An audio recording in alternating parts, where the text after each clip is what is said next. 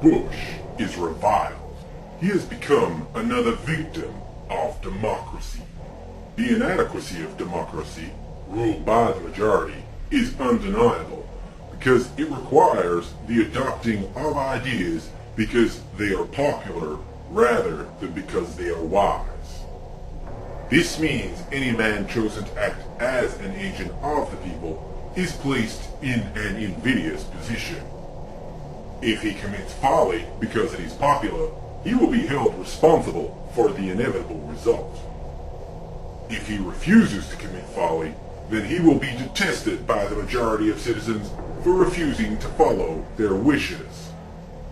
When faced with the possible threat that the Iraqis were amassing terrible weapons with which they could cause the death of millions of citizens in Western civilization, President Bush took the only action that prudence demanded and the electorate allowed. He conquered Iraq with an army. This dangerous and expensive act did destroy the Iraqi regime. However, it left an American army with no clear purpose in a hostile country subject to attack. If the army were merely to return home, the threat they ended would simply return. The wisest course of action would have been for President Bush to use his nuclear arsenal to slaughter the Iraqis until they complied with his demands or until they were all dead. Then there would have been little risk or expense and no American army would have been exposed. But if he did this, his cowardly electorate would have instantly ended his term in office, if not his freedom and his life. The simple truth is that modern weapons means nations must either practice genocide or commit suicide.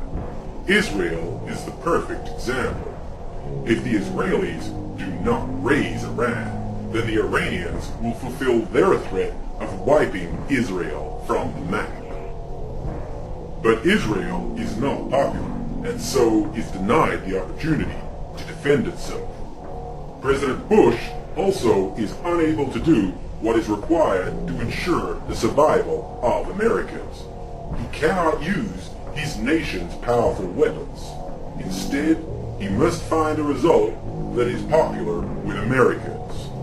As there appears to be no solution to the invasion of Iraq that will be popular with his countrymen other than retreat, President Bush is reviled.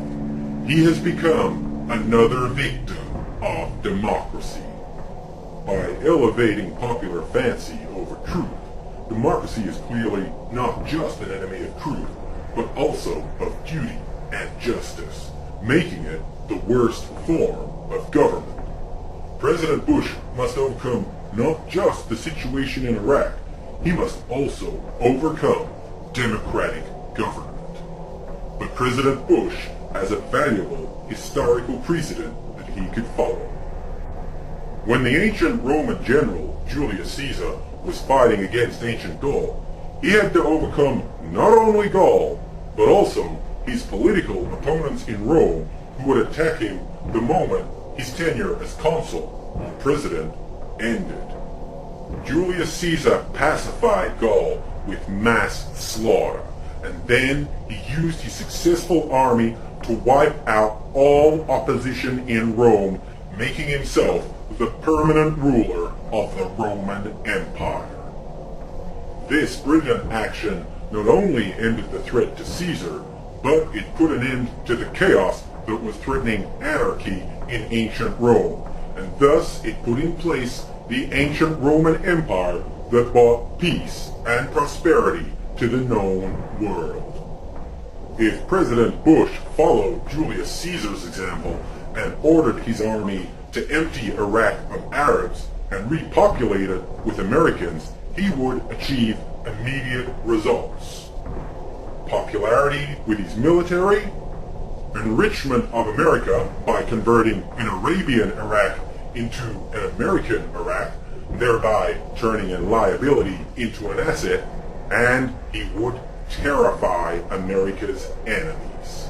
President Bush could follow Caesar's example by using his popularity with the military to launch a military action to make himself the first permanent president of the United States, thus ending the chaos caused by an endlessly squabbling Congress and an out-of-control Supreme Court.